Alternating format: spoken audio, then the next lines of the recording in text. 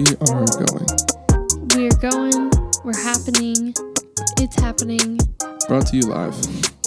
Brought to you not so live. Brought to you not so live. All right. Well, I'm so excited to be here with you, Jay Warren. Me too. I'm excited to be here with you as well.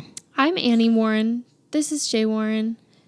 And we are the Internet's mom and dad. Self-proclaimed Internet's mom and dad. Is there anything better than being self-proclaimed? I don't think that there is anything better than being self-proclaimed. There truly isn't. And I'm just grateful that we were able to take that self-proclaiming moment and snatch it. Self-proclamation. I don't know. So excited for our first episode. Thank you guys for tuning in, even if it's just our moms. Hi, Mom. I don't know. My mom doesn't know how to find a podcast. Oh. My mom does know how to find a podcast, but I don't think she'd be very interested in this. What we're going to say. Yeah, because she hears us talk all day long. That's true. And actually, most of the time, she's telling us to be quiet and stop talking. Yeah, that's just what happens. All right, well, let's just get into it. What do you say? I say yes. Let's go right into it. Let's go. All right, guys. Well, we're just going to take you through our first ever podcast episode. We're so excited. We're going to start with some poppin' stories. Now, everyone knows the topic, the hot goss, if you will, right now is all centered around the COVID-19, aka coronavirus, aka coronavirus. AKA the Rona. AKA the Rona. AKA the Rona. Now, Jay, do you have a story that you'd like to share about the corona? Literally everything I'm going to talk about today is revolving around coronavirus. All right. Well, you jump into that first one. And then my final story, my second story is not corona related. And I think that will be, we'll end on that one. So you roll us into the Rona news. All right. Basically, if you've been living under a rock, like Jared Leto, who my first story is about, you wouldn't know that coronavirus has taken over the entire world. So Jared Leto has been on a 12-day meditation trip where he isolated himself without phones or communication of any kind with the outside. Yesterday, he came out of his compound, wherever he was. Like with the Kimmy Schmidt guy? Exactly, right. He just came out of a manhole. You hate to be stuck in a manhole. Absolutely. Yesterday, he came out to what he described in his Instagram post as, quote, a very different world, one that's been changed forever, unquote. Oh my gosh. He comes out and has to sound like the most profound man on earth. Like, calm down. One, I didn't know why Jared Leto was famous. I just found out after reading this that he was the front man for 30 Seconds to Mars. Didn't know that. But anyway. I thought he was also an actor. I think he is also a thespian. Oh, a thespian, if you will. Anyway, all of that aside, can you imagine that? Like, imagine you are in some compound wherever rich people go to relax and meditate. For all we know, he was in Amangiri. That's the only place that I could think of. I'm like, you know what he was in? He was the Joker in the one with Harley Quinn. Oh, yes, that's right. Yeah. Okay, well, before that, in 2009 and all that time, he was the front man for 30 Seconds to Mars. But anyway, so here he is in Amangiri, not really in Amangiri, but in the middle of the desert. This is not an ad for Amangiri. I wish it were, though. I wish we were sponsored. And then he comes out all spiritually awakened to doomsday. The world is ending. And Jared Leto's like, what? I don't know whether to be upset or like give him like a thumbs up, like pat on the back, you know? Like, are you in tune with what's happening, or is it better to not be in tune? That's what I'm saying. Like, should we fault him for not being in tune, or is it like, you know what, you're not in tune, and honestly, you probably haven't experienced all the anxieties that we have been experiencing the last however many days, and for that, you're gonna live a year longer than the rest of us because we've all had a year shaved off our life. Yeah, absolutely. So it reminded me of like. What's that movie with Will Smith that everyone keeps memeing right now? With him and his dog. Oh my gosh, with the aliens? Is that World War Z? No. I don't know what it's called. But anyway, imagine this. You are Jared Leto.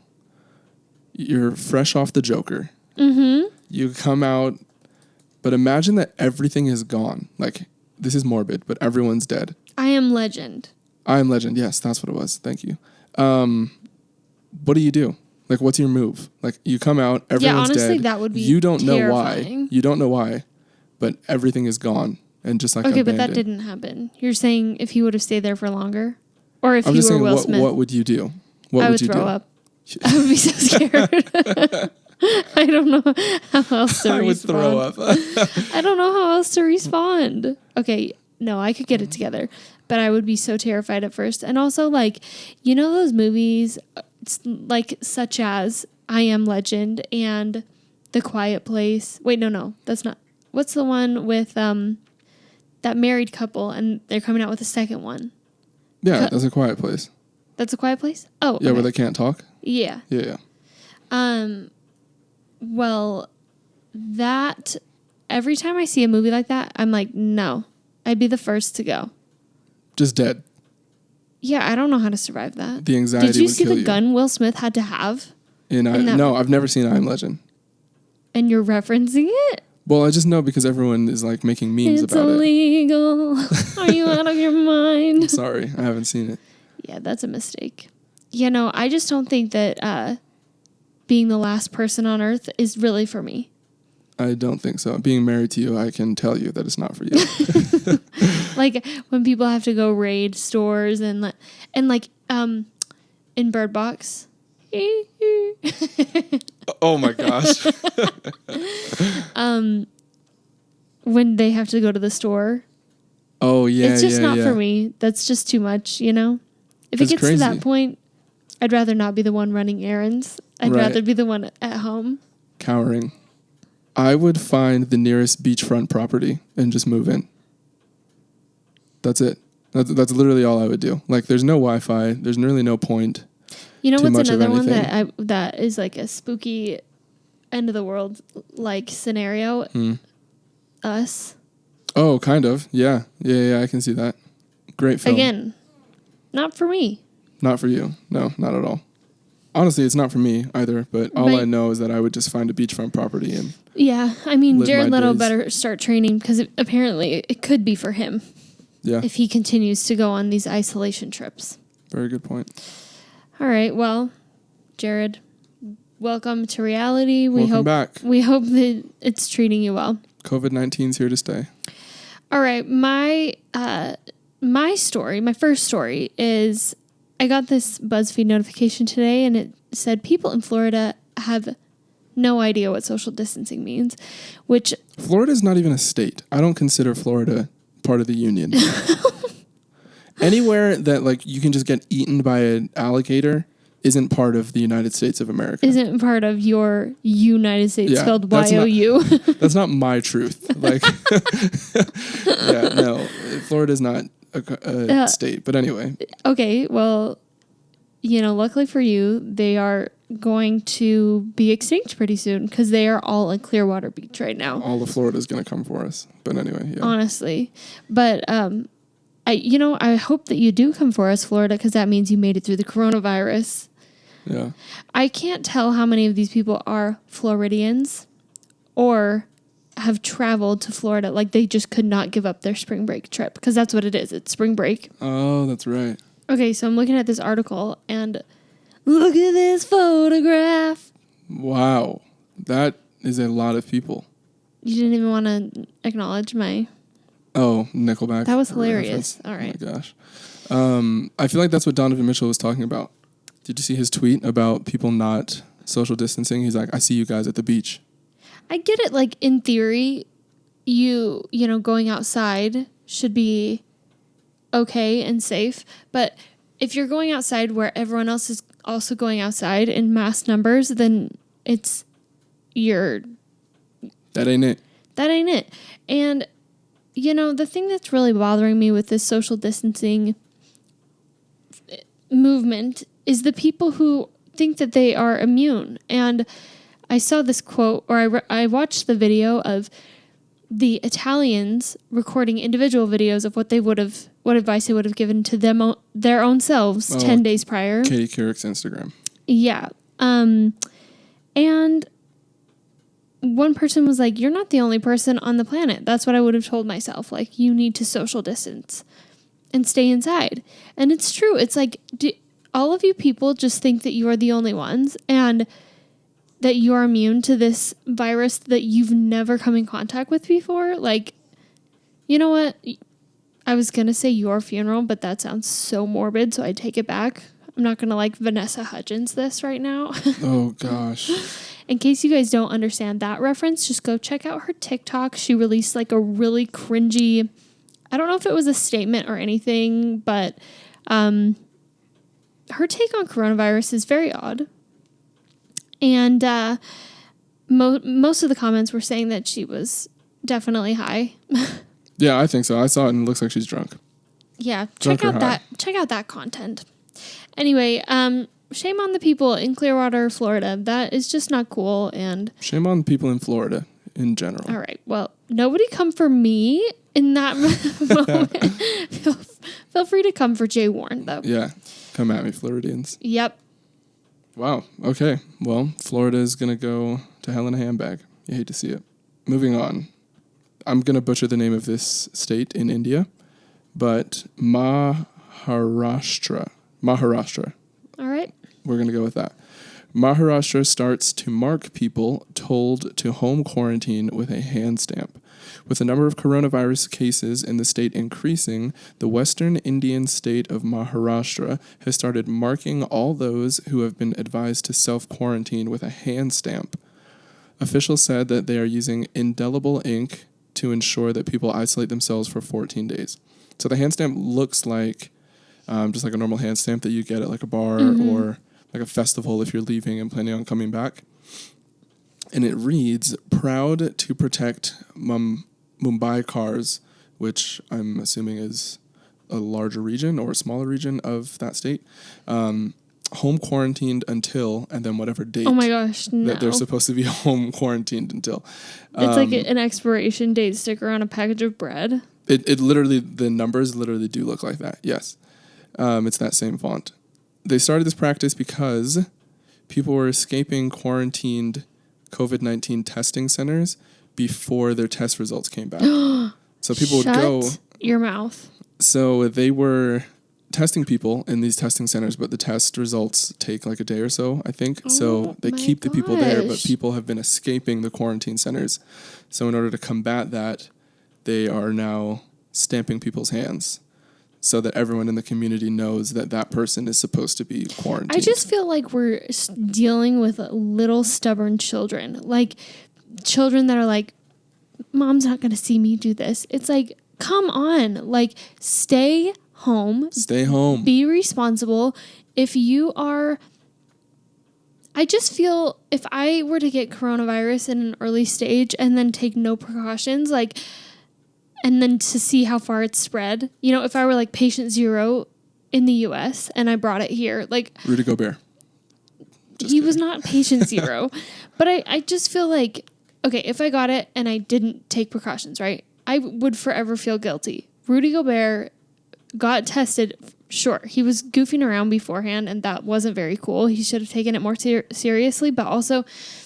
Also, none of us really knew to take it that seriously, I don't think. Right. But... once he knew he had it, he did take it seriously and he was quarantined, and same with Donovan Mitchell. And I think that the people who, once they found it or found out they had it and didn't stay home or like the people who are continuing to not social distance themselves, like it's just not cool. You need to take responsibility. And if you are a person who is going out and about and ignoring all of these warnings, then you're going to have to live with that forever of like, were you a carrier? Did you pass it on to someone? You know, and this hand stamp thing, like as crazy as that is, I just think let's just all bite the bullet and stay home and just enjoy, you know, try and be on the positive side of things and let this, my favorite phrase, let us flatten the curve. Flatten the curve.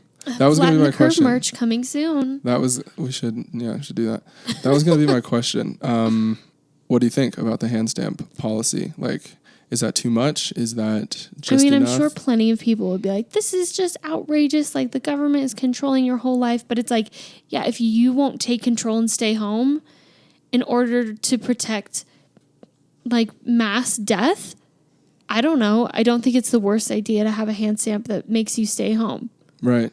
At least like it lets other people know you are not responsible. You are breaking the rules. Yeah. I don't know.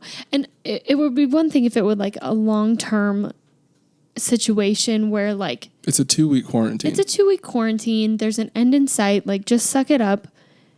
I don't know. Now we're all in the same boat across the entire globe where we are trying to quarantine to combat this. So yeah, let's just, we're all in this together. Na, na, na. I don't know the From words the of that critically song. acclaimed High School Musical. The critically acclaimed film High School Musical. Film down the road. True. Okay, can we pivot from Corona news? I mean, I do have one more piece of Corona news. It's more political, Okay. but I thought it was interesting. Okay. So, during the 2020 Democratic primaries, Andrew Yang proposed, #YangGang, proposed a plan to pay every American adult $1,000 every month. So initially I thought that was a crazy idea. I was like, what in the world? Where's that money going to come from? Obviously, I would love $1,000 every month, but for the entire country, that seems like a lot of money, and the plan is to tax like large corporations and whatnot, and I get that, but either way, it seemed like this is maybe too much. Today, Trump and Treasury Secretary Steve, I'm going to butcher his last name also, like Munchausen. Oh my gosh. It's something like that. I don't know how you say his last name. But they announced that they are looking into sending checks to Americans within the next 2 weeks. They were asked how much. They said that they were still looking into that, and they didn't give any inclination as to who would qualify for it. But it would seem that #Yang was right. So do you think the purpose of the checks, I'm a little confused. Is it for like people's bills, or is it for people to spend to help the economy? Does that, or do they do the same thing? I mean, they kind of do the same thing, right? And I don't know. I mean, they gave no inclination as to what the stipulations would be, who would get it, and how much it would be. Yeah. Andrew Yang's proposition was you could spend it on whatever you wanted to. And it would just stimulate the economy because people would have more money in their pockets. Mm-hmm. The reason that they're rolling this out now is because of businesses closing, having to lay people off, or people just not being paid because their business is closed, right? No one's buying anything. I think my voice has cracked twice. Anyway, no one's buying anything, so no one can make rent, mortgages. I know Italy froze their mortgages. Yeah. I don't know if they're still frozen, but I would imagine that they would be because people are still dying. I mean, I don't know how it will all equal out in the end, right? Like, depending on how long this goes, or like, where's the money coming from? How long is that sustainable, et cetera, et cetera. I think it's a great idea. I think it's, especially for people who have lost their jobs. I'm not in that boat quite yet. But right. It is one of my anxieties for sure. Mm-hmm. Of like, I don't know. I did see an article. I glazed over it. That's not right. I don't know. Whatever. You lightly read it. Skimmed. Yeah, that's the word. I skimmed, if you will, over an article that was saying that they were trying to work on a law that, like a coronavirus law, that required companies with fewer than 500 employees to pay them sick time if they weren't allowed to, like, if they couldn't work from home in that situation. I don't know what that would require. I don't know if they would have to like file bankruptcy if they weren't able to pay. Yeah, I feel like that. Like, I feel like we're looking at 2008 again, like a whole stimulus package, but instead of for the banks, it's for either companies, small businesses, or just individuals. Yeah, and I definitely think, like, in the grand scheme of things, like, if people have lost their jobs, like, they should probably be the first ones to get this kind of a package. Right. And then, you know, maybe they roll out, like, a round 2, depending on how everything's going. But, you know, I'm not the president of the United States or any... political leader, so I don't really know the logistics of how this would roll out. I do think it's a really positive thing, and I'm glad that they're having this conversation. Great. That's all I have for coronavirus. Yeah, all right, let's wrap that up and move on to some other news that truly made me smile from ear to ear. We need this. Have you heard of the Golden Raspberry Awards? Never have I ever heard of the Golden Raspberry Have Awards. you ever eaten a golden raspberry? Actually, I know you have. Oh, this is a real thing. A golden raspberry? Yeah, that's a real fruit. I believe that's what they're called. They're like the yellow raspberries. And we got them at Trader Joe's a couple summers ago, and we ate them on our charcuterie boards. They're so delicious. Okay. This sounds familiar. Yeah, they only sell them in the summer. Anyway, have you heard of the Golden Raspberry Awards? No, I have not. Okay, what do you think it is like at the... I'm imagining it's like a state fair type of thing. Like bring in your golden raspberries and whoever has the biggest one wins. Yeah, it's not. It's an award ceremony honoring the worst achievements in film for the previous year. What? Mm-hmm. And who do you think was the worst film of 20... Oh. What do you think... Hold on. What do you think is the worst film of 2019? I don't know if this came out. I hope it was Cats. It was Cats. Oh, my gosh. Cats won. Oh, Cats my gosh. The 2019 film Cats was honored, or rather dishonored, at the 2020 Golden Raspberry Awards. The CGI-filled musical adaptation of the hit Broadway sensation took home 6 awards, which is the most of any film, including Worst Picture and Worst Director for Tom Hooper. Oh, gosh. Other awards include Worst Supporting Actor, which was James Corden, Worst Supporting Actress, Rebel Wilson, Worst Screen Combo, any 2 half feline, half human hairballs, and worst screenplay.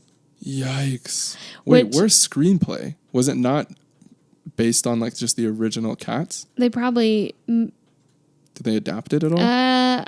I cannot say. I don't know. Okay. I don't know. I don't want to spread false information. Fake news. Yeah. Hooper, so the director, Hooper's win places him in an exclusive group of people who have won both an Oscar and a Razzie. He previously took home Best Director at the Academy Awards in 2011 for The King's Speech, which is astonishing because that was my favorite movie when I was like a senior. No, it came out the year after. And that's what made me want to go into speech therapy was The King's Speech. Like, really? It is a phenomenal film. So he went from that to this. I don't know how many movies he's directed in between, but like, yes, the downfall is substantial and I'm really feeling for him. I hope that he's not taking it too personally, but also this is hilarious. Oh, geez. Cats was bad. I mean, did you see James Corden's thing?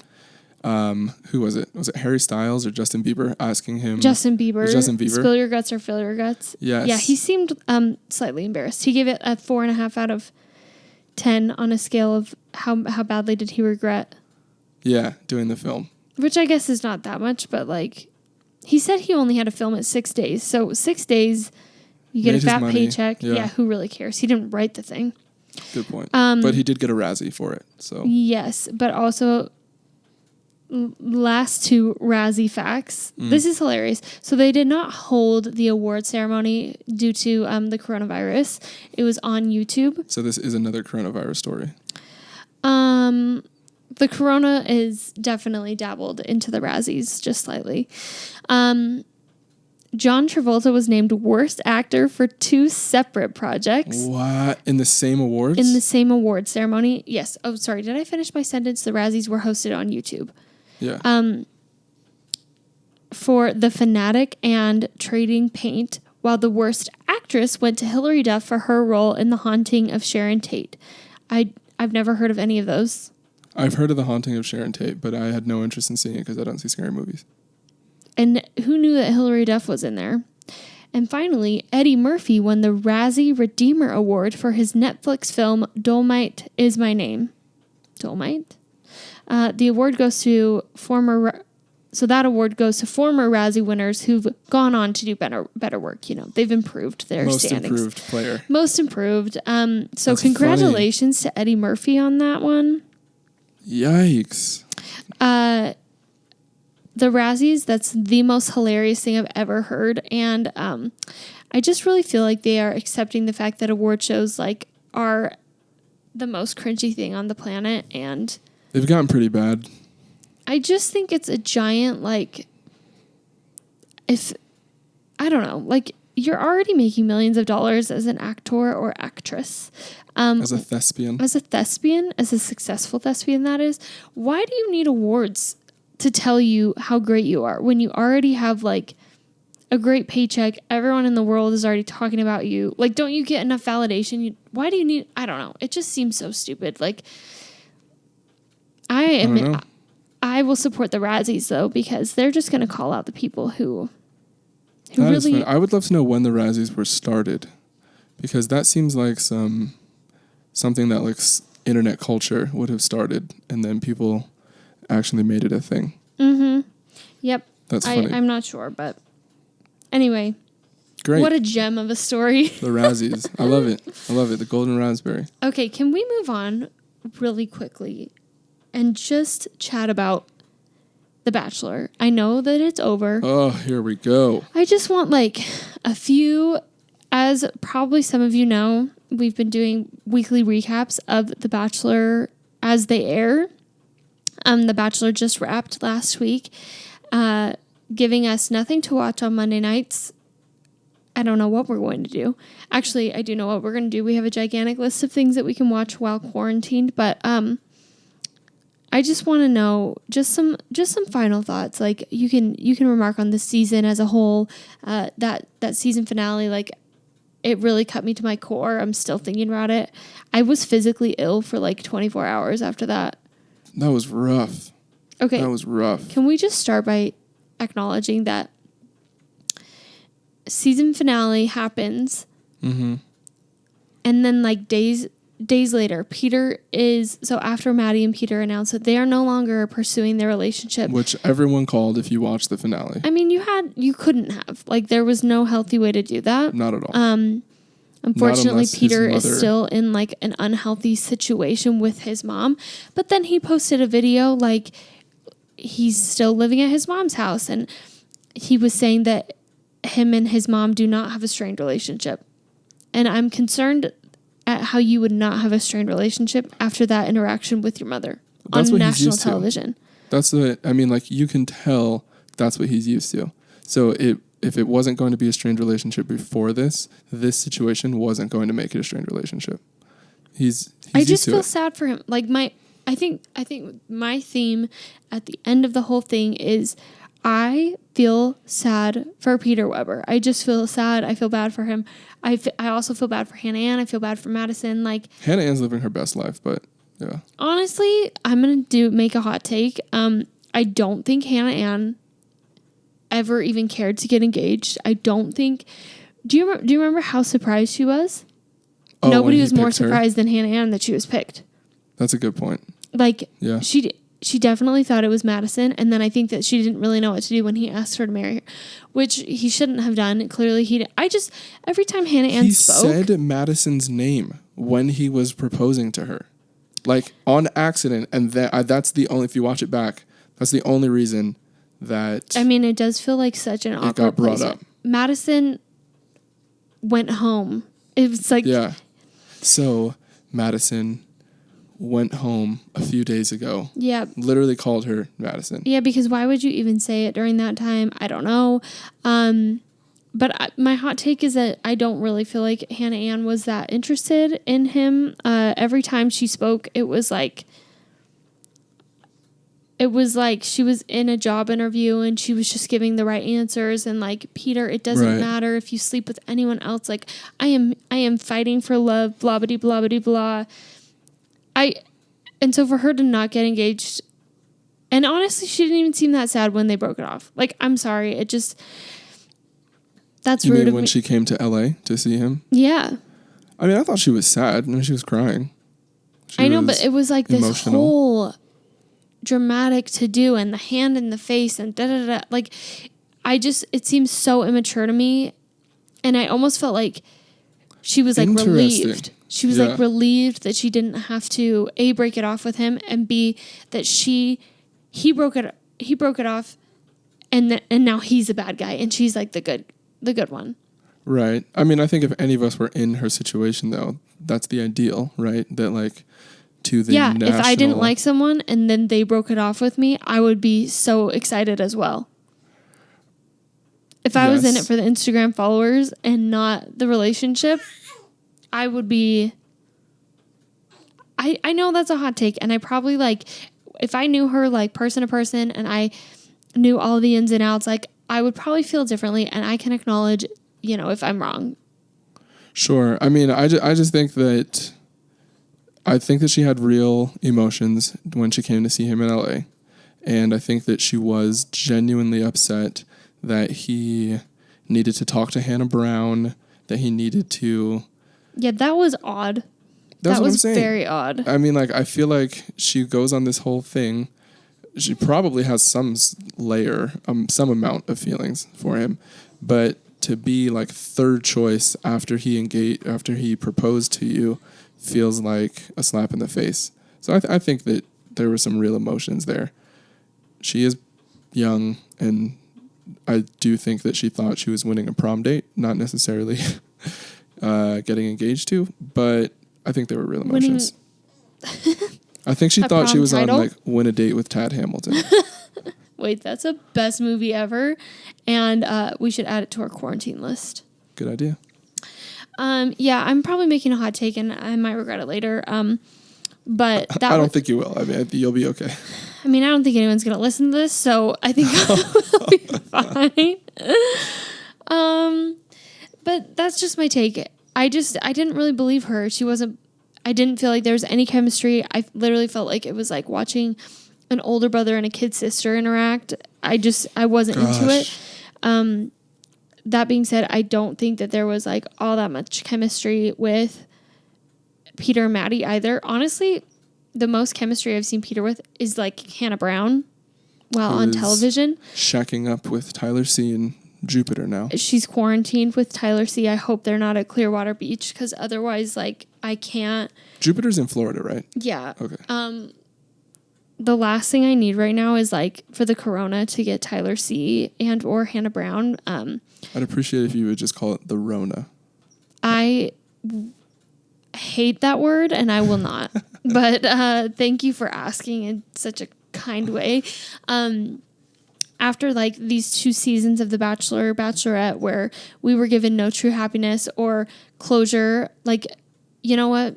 I might be on board with Peter. Like, I also need to speak with Hannah Brown for closure, because I feel very unresolved. And he's going to DM Hannah Brown after this, asking, just please, like, let me know what happened here. Like, how did we get to where we are today? Honestly, Hannah Brown is suffering a coronavirus of her own, which is the contract that she's in with ABC that I think is like eternal. So I don't think we're ever going to get those answers. Yikes. Yeah, you really hate to see it, but that's what I need right now. Again, going back to Madison, don't feel like they had chemistry either. I think that they had known, like, for the few dates before the final rose that like it wasn't really going to work out. I think that it's possible in life for people to have different belief systems and like make a marriage work if that's what they really want to do. It's very clear that Madison did not want a different life, like, from her partner. Like, she wanted her partner to be on board with God and with religion and to be devout. And she wasn't really into like having a sometimes on and off again Christian. Christmas and Easter only Christian. Exactly. And so I don't think. And I think they both knew that. So, honestly, I think he sent home the wrong people. Looking back. And Peter Weber has said, like, on every interview he's been in, like, I have made 1,000,001 mistakes on this show. And, like, watching them back, it's very clear to me. It was very hard making decisions because I wasn't given all the information that you guys see. Right. And he just has what they tell him. He just has very one-sided information. Yeah. The fact that Victoria F was there for so long was nothing more than like an homage. Is that the correct word? I don't know what you're trying to say. What are you going to say? Basically, it just was like a sign of his relationship with his mom. I think that was the only reason she was there, was she was acting just like his mom. Oh, got it. Okay. Yeah. But I think the two people who he had a real connection with were Kelly and Kelsey. Very true. I was not on Team Kelsey after Champagne Gate and like how crazy that whole thing made her look. And when she went to Peter's casa by herself. I don't know what. His villa, if you will. And she received a rose there. Yeah, I wasn't here for Kelsey at that point. But as the season progressed, I think it was clear that like she was really there for him. She really had genuine feelings for him, yeah. It seems like she was really in love with him. And fortunately for her, she came out like glaring, you know. It looks like she's not a bad guy in this season. Right. I think that she did just get a bad edit at the beginning. But she was also providing one of the greatest moments of television, though. For sure. That was one of the greatest sequences of television ever. The champagne popping. That was what hooked you into this season. It was. I wasn't watching until then. I literally was crying. I watched that once at work, and then I came home and I was like, Jay, you have to watch this. It's the best thing I've ever seen. That was funny. Anyway, and then he seemed so excited about Kelly so early on, and she's such like a wise, like calm, non-problematic individual. The only sane person, or the only person that looked sane. Yeah, and clearly Barb is obsessed with her. Like, I guess they're best friends. At the end of the day, if Barb and Kelly end up going on their shopping date, as Barb proposed to Kelly in Kelly's comments, and then, you know, Kelly and Peter inevitably fall in love because that's the only girl that Barb approves of, apparently, I will support it forever. I mean, if Kelly's down, I'll support it, but I just don't feel like... She seems pretty down all of a sudden. And I can't figure out why. Her life is like together, unproblematic. Feels like she needs somebody who can stand up for themselves and is a little bit more of an independent man. Yeah. Why is Peter still living at home? I don't know. Do pilots not make any money? No, pilots make great money. Okay, so what is the issue? Maybe he's just saving it up. Doesn't he live in LA? It's expensive there. Yeah. I don't know. But any other thoughts on this season of The Bachelor for you? Oh, yeah. I thought the McKenna and Tammy situation was very interesting and was a very great look at like social commentary. It provided a great insight into how people are. McKenna represented... So that episode seemed like it kind of came out of nowhere. Like, why were McKenna and Tammy fighting? To this day, I don't think any of us will know. But McKenna came across as the type who will like paint herself as the victim and then become like a strong transformed butterfly after the fact. After she looks on Pinterest for some quotes. Yeah. Quotes. Absolutely. And then Tammy just came across as an internet troll. Like, she like seemingly was just picking these fights for no reason, trying to get ahead.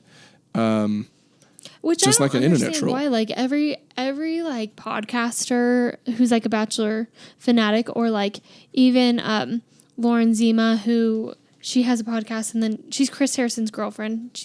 Chris Harrison has a girlfriend? He's not married? How old is he?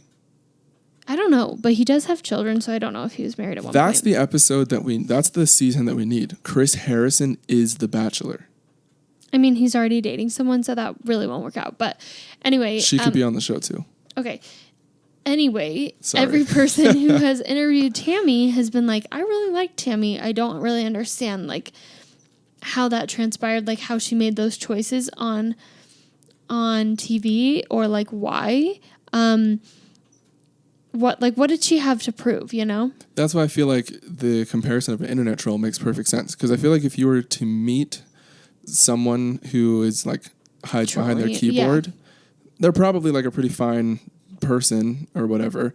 But during her time on the show, what a bold internet troll to like go on national television and also have like your face and name and then still act like that. You know what I mean? Yeah. Like after the final rose, like why... still keep that whole character up. Like, let it go, sister. I don't know. But yeah, I thought it was a good look. It was like a little microcosm into life. Tammy, the internet troll, McKenna, the Taylor Swift.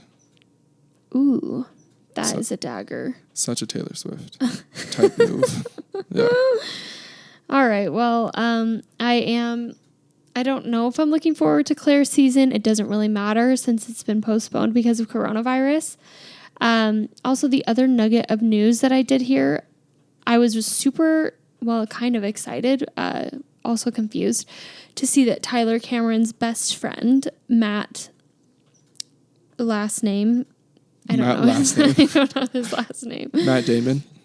Yeah, I don't know if you heard of Matt Damon. No, Matt, whatever his last name is, was cast for Claire's season, and he's a beautiful man, and I would be really happy to see him on my television. However, he has pulled out, which rightfully so. Of the season? Yeah. Before the coronavirus thing, or he pulled out because of coronavirus? No, they announced it. No. I don't know if it has anything to do with coronavirus. I'm sorry. I don't know the order of events. It's important here. We need those. Yeah. I don't think anyone's coming to this podcast for straight facts or anything like that. I'll do my best. These are called I'll do my best facts. I don't really know at what point he pulled out, but interesting factoid definitely to consider. I don't think I'm very excited for Claire's season. That's all I'm trying to say. What are you thinking?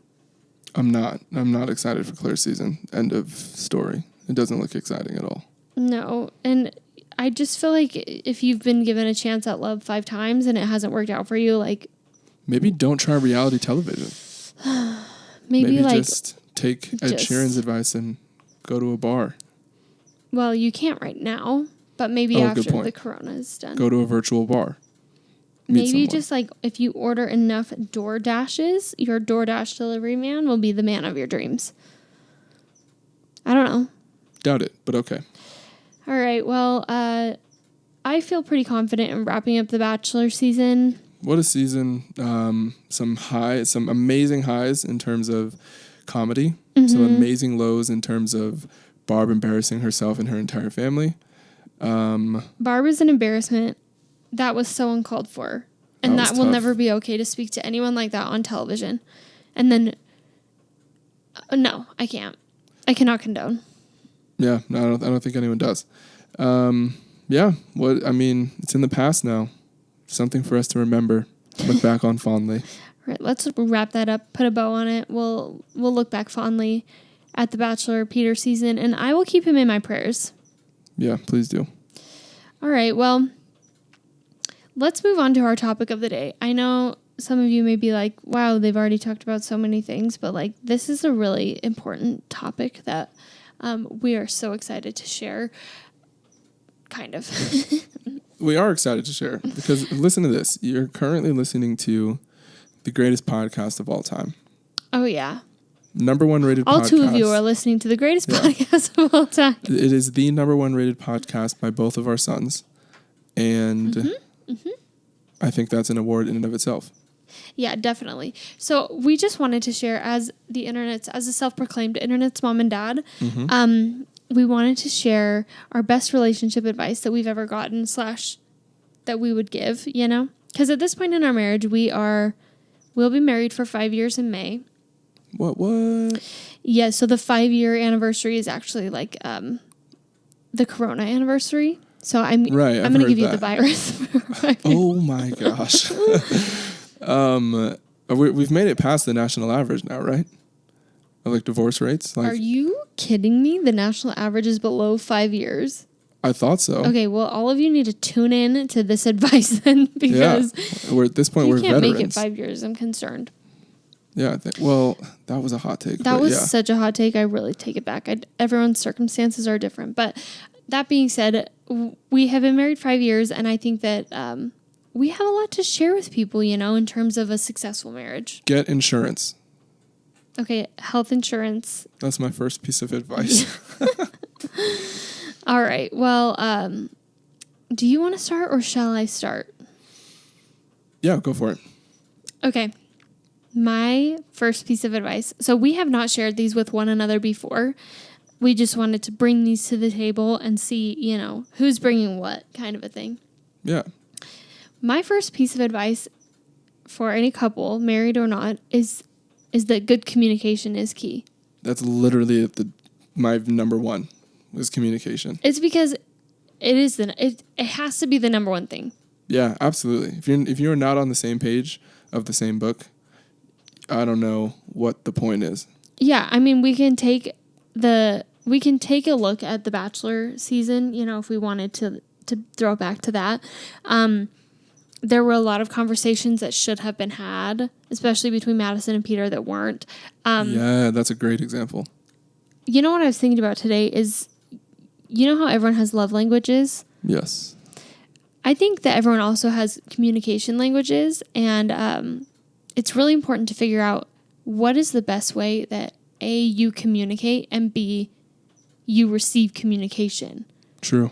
So when we got married, Jay was very specific to say to me, like, I do not respond well to yelling. Like, if you're going to yell at me, I will just shut down. I don't. Yeah. Which it's not something that I partake in. Right. And this, just to clarify, like, I was not yelling at him in order for him to tell me this. Oh, yeah. No. He just knew that about himself. We wouldn't have made it that far in the relationship if that were the case. Very true. I don't know that we've ever had like a yelling fight. No, I can tell you we've never had a yelling fight. We've never had a yelling fight. So I think it's important to understand, like, what is the way that you communicate and what is the way you receive communication. I think that pettiness and, icing somebody out is such a lame tactic that's never going to work for you, because all you're doing is prolonging the absence of communication. Yeah, absolutely. I also think that it's important to not only understand like how you receive and how you give communication, but to just be honest and open. Even if you feel like you're a bad communicator, just say whatever it is that's on your mind, that's on your heart. Because I think a lot of times people hold things back because they don't want to seem too needy, or they don't want to seem like they don't want to be offensive, right? Right. But you have to risk being offensive for the longevity or for the health of that relationship. You can't hold anything back. Very true. Very true. I like that. You have to risk being offensive in order to tell the truth. Yeah. I like that. I think that one thing that you kind of mentioned was, like, even if you think you're a bad communicator, like, just be honest, which honesty, yes, 100%. I think if you think you're a bad communicator, work on it. And the only way you can work on it is to continue to communicate. Practice. Practice. The best communication is going to come across if it's clear and concise. So again, another thing back to The Bachelor, like listening to Hannah Ann speak, I was constantly like, what are you trying to say? Same with Victoria F.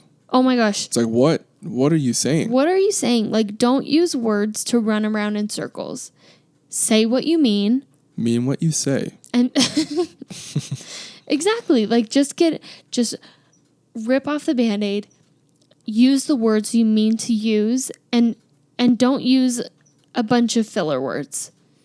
Yeah. I know that that's a hard thing, but again, comes with practice, and this is not coming from people who are perfect at communicating by any means, but from people who value communication and are constantly practicing to become better communicators. Yeah, absolutely. All right. Good communication. Have that in your relationship. Mm-hmm. So communication was my number one as well. My next one was compromise. Ooh. Compromise. So being able to give and take in a relationship is absolutely key. And that I would say look for this not only in your romantic relationships, but in your friendships, in your family relationships, in your workplace relationships, employee to employer relationships. You absolutely have to be able to compromise. Also your political relationships. I think people don't realize that politics is a relationship-based sphere. Yeah. And we're all trying to coexist in the same country, or we're all trying to coexist in the same house. So you have to be able to compromise. I think too oftentimes especially like we fall into like the male and female stereotype of like, well, it's always her way or the highway. Mm-hmm. But in reality, it is what is going to work best for the both of you. How can you both be happy with minimal disharmony, right? We got to compromise. Disharmony? Is that a word? I don't know. You're the musician. Does that mean I know good words? Well, clearly not. Yeah, clearly not. I don't know. Does that mean I know good words? I don't know words good. Yeah, you got to be able to compromise. I think that's a great one. I completely agree. My second piece of advice is, I guess essentially boils down to the word humility, but it's the ability to admit you're wrong and to apologize. Oh, that's a good one. So being humble enough to do those things.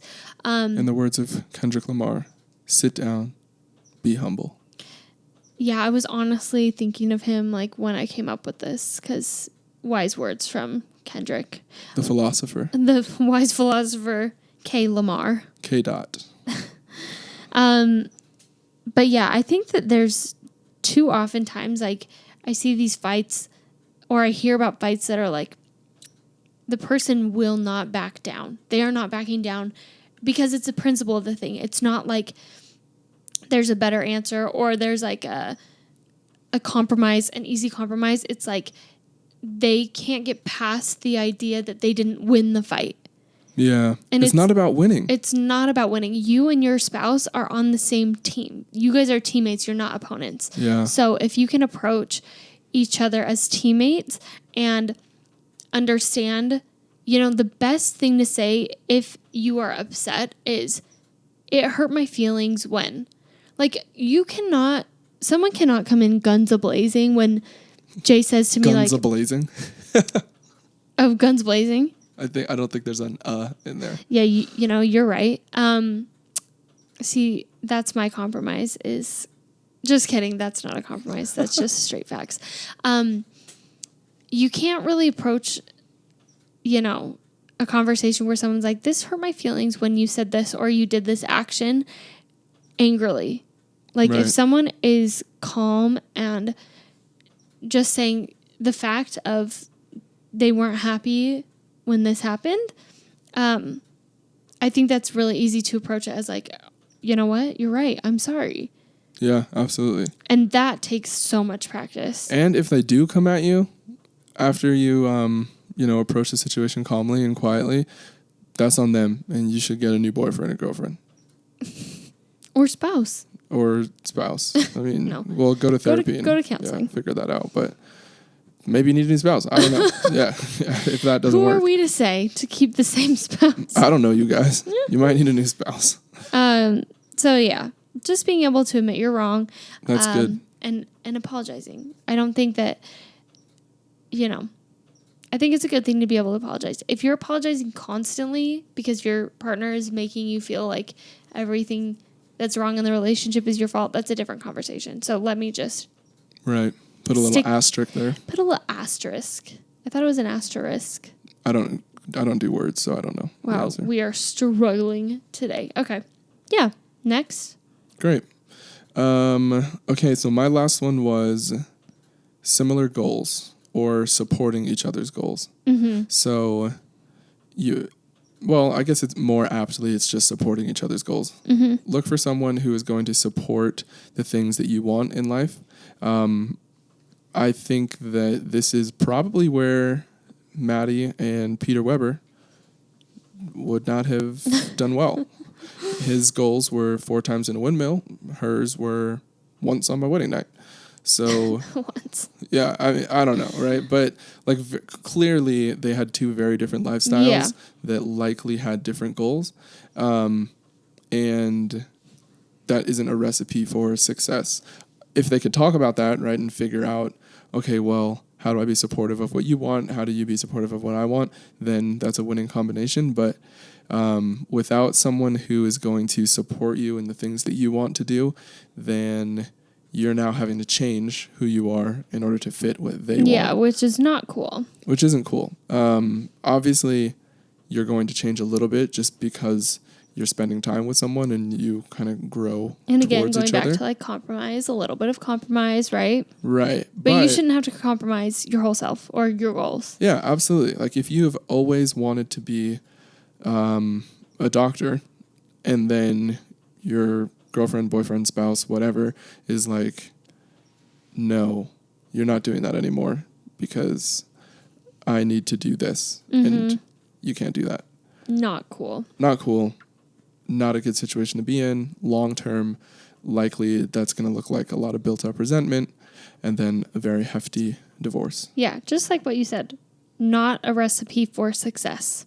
Yeah, I know a lot about cooking, so. And I know a lot about recipes, so there's that. Yeah, look for the Internet's Mom and Dad Cookbook. Spring 2021. Okay. That's great advice. I hope that you guys enjoyed that advice. I hope that you're able to use it in your relationships, whether you're married or dating or not even dating anyone, you know. I think those are all things that you can start working on yourself right now in order to become the best version of yourself for your spouse, future spouse. Future life partner. Future life partner for Evs.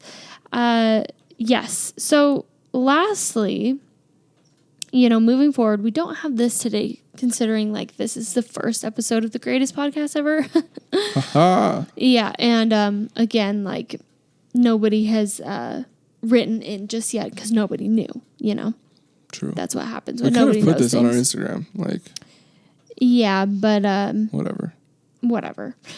We would like to, moving forward, wrap up each episode with a segment we call Dear Mom and Dad, where we're taking on questions or, letters, per se, from you guys, the viewers. Questions, comments, concerns, epiphanies, anything. Mostly questions, though. Like, we want to know. Mostly questions. I don't want to hear about your concerns. Well, yeah, because we want to provide advice to you guys. You know, as the Internet's mom and dad, we would like to provide advice to our quote-unquote internet children. Yeah. That sounds so creepy. But if you guys have, you know... So is that what we should call, like, our... Like I don't Taylor know Swift if that's has the it yet. Swifties. No, I don't know if that's right. I think that our we should, internet like... children. I think that once we have enough quote unquote internet children, like they can decide what they want to be called, because I don't feel like that ain't it. That ain't it. You know. All right. I don't have the answer, Sway. That being said, we would like to hear your toughest breakups. We want to hear about it, or like if you have roommate drama and you need help solving that, like let us know. And we want to give advice to you. You hate your boss. Tell us about it. Oh my gosh. Yeah. What's the work situation? What's the work-life balance for you? Like if you're having issues with that, like let us know. Like Do you have bandwidth to take on my crisis right now? Bandwidth. I don't have the bandwidth. All of these will remain anonymous, so you can either write into the internet's mom and dad at gmail.com, or you can send us a DM at the internet's mom and dad on Instagram. Again, they will remain anonymous, but please, you know, if you have a problem, an issue, you want our advice, we want to give it to you. Yeah, absolutely. Or if you just want to tell us how much you're enjoying the podcast. Oh my gosh, please don't even hesitate, Mom, to say that you love it. Yeah, never. Always thank your parents. Suzanne. Calling out my mom particularly. All right, well, thank you guys so much for listening. We are so excited to finally get this project up and running. It's something we've been talking about for a long time. And, you know, we appreciate every ounce of support that we have gotten along the way of sharing our recaps, you know, people asking us for our advice. And we just wanted to make it a more streamlined, more regular, more consistent thing. Yeah. Thank you, Jay. Finish each other's sandwiches. So yeah, make sure to follow us along on Instagram at the Internet's Mom and Dad. Also, I am at AnnieGirl_, and this is at JWarren, no vowels, JYWRRN, which was such a great idea. At the time. Now it's just like, how in the world do people find that? It's just complex. I need to get verified. Yeah, for sure. Be sure to like and subscribe, leave a review if you're so inclined. We so appreciate it. And that's it this week for the Internet's Mom and Dad. We're signing off to take care of our two in-person children who do rely on us, as you can hear in the background. Our biological ones. Yes, those ones. All right. We'll see you guys next week. Bye.